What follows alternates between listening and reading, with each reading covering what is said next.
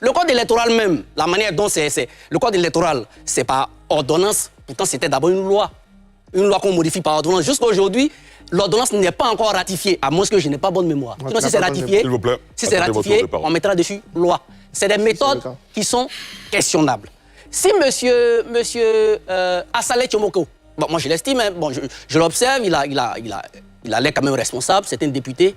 S'il dit qu'il a le procès verbal, ben, qu'il le montre. Là, je rejoins Yacouba. Qu'il le montre. S'il ne l'a pas, bon, ça ne sera pas sa parole. Sinon, s'il montre qu'il a fait 4 heures, qu'il dit qu'il a fait... Moi, c'est qui? Parce qu'il n'est pas le seul à se plaindre. Il y a M. Assalé Tchomoko qui se plaint. Il y a M. Vincent Tobi qui se plaint. Il y a M. Afi aussi, qui semble dire que le nombre de parrainages déposés n'est pas en adéquation avec ce qui est déclaré. Et il y a le PPACI qui estime que le quota qui lui est pourvu pour déterminer le pourcentage n'est pas le même que les autres.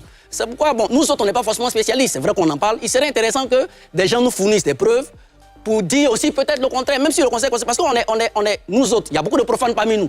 Donc, il serait intéressant d'éclairer. Mais je veux dire, là où je pense que le Conseil constitutionnel est dans son rôle, l'article, je crois, 54 précise que les gens connaissaient quand même les règles avant de s'y engager. Là, je suis d'accord avec le Conseil constitutionnel parce qu'il est notifié qu'on ne les saisit que pour les doublons.